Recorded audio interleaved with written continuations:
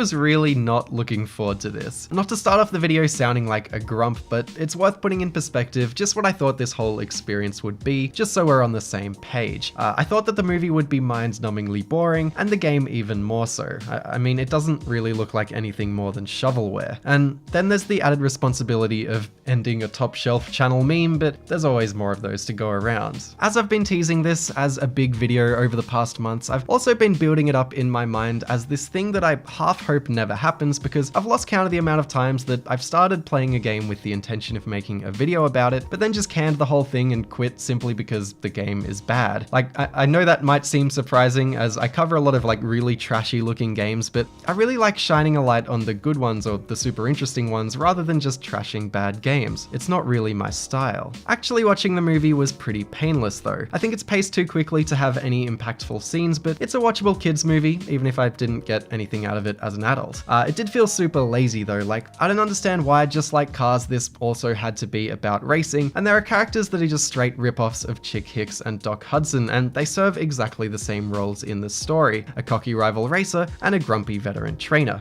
They even share the same colors as the characters they're ripping off. Planes really is just Cars with planes, where small town plane Dusty Crop Hopper, voiced by Dane Cook of all people, is a crop duster with ambitions of breaking the mold and becoming a racer.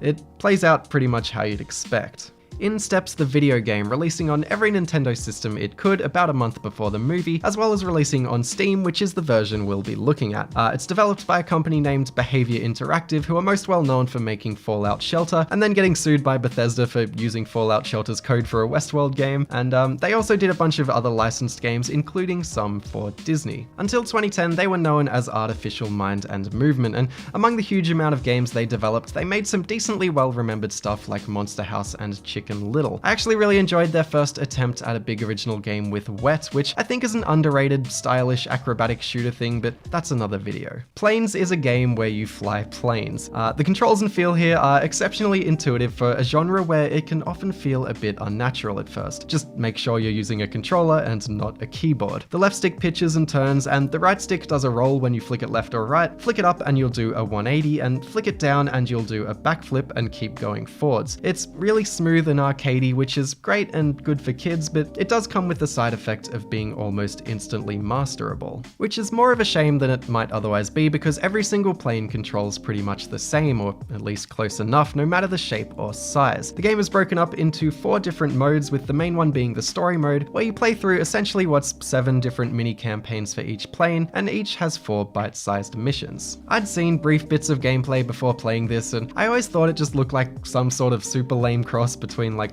a flying collectathon and a Superman 64 style flying through hoops thing, so I imagine that's likely what you're thinking right now, and I'm happy to say that it is at least better than just that, even if in some ways it is just that. A typical mission involves completing a small handful of objectives in a linear fashion, whether that be crashing through things like snow piles or river blockages, picking up a certain item that you can fire at things to fix problems, like there's one where you can collect electricity from thunderclouds and then fire it into generators, or maybe getting a magnet that can be used to pick up forklifts and taxi them around. Each mission is framed by some light story, mostly told through dialogue, where you're usually just helping out a town or preparing for a festival or stopping a hurricane in one case, and to collect extra points there are things you can crash into and other collectibles to find. As standard as this all sounds, it mostly works well enough for a few reasons. Each level is only like 3 or 4 minutes long, so it really feels like you fly through the levels, and they maintain a certain level of energy with the fast speed that increases with pickups, and the constant chatter with the appropriately bouncy voicing and cheesy dialogue. I have the diploma launcher, boys.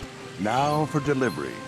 The weirdly, absurdly long credits seem to show that a handful of the film's cast return, like Dane Cook, Gabriel Iglesias, and Val Kilmer, which is really amusing to me. Along with all the in-game dialogue, there are brief cutscenes which seem to absolutely tank my frame rate for some reason, and they lightly frame the plot around the Doc Hudson ripoff character simply sharing stories to a couple of Air Force planes. You have him narrating throughout the game, which gives it a slight bit more flavor, but it's very, very light. The game brought me back to this sort of nostalgic PS2 era vibe that I didn't even know that I had a fondness for. Like, back then, back in those days, it was hard not to come across one of the many obscure flying games that had a name like Dropship United Peace Force, where you just flew around levels doing doing tasks, and I think through the super smooth controls and the good enough polish, Disney Planes manages to tap into that same energy in a more accessible way, and it's helped by some colorful levels and some fun orchestral music. Like, Planes is likely not as good as most of those games were, but it does condense the same flavor. Gotcha. It's not as good not only because it's just so simplistic, but mainly because despite the bite-sized levels and the upbeat vibe, it just lacks any urgency because there is no failing. You can just like crash into walls for as long as you want, but as long as you mosey on over to all the objectives, then you'll beat the level and move on to the next. There are incentives to score higher so that you can level up and unlock skins, but rather than scoring having anything to do with beating the level quickly, it's just about picking up collectibles, so scoring really is just for kids who like to scour every area for shiny things. It's almost as if this is a children's game. Thankfully, this isn't the only type of level there is. You also have these races where you Superman 64 your way through some hoops against some opponents while collecting boosts, which are very simplistic and easy, but they do serve as a bit of fresh air. And then there's the crazy taxi style missions where you pick up and drop off passengers, which is where the game shines brightest by far because there is some urgency and decision making to it. Like, there's time limits and you've got to do flips and rolls to entertain the passengers. Like, it's super derivative of Crazy Taxi, but it is some light fun.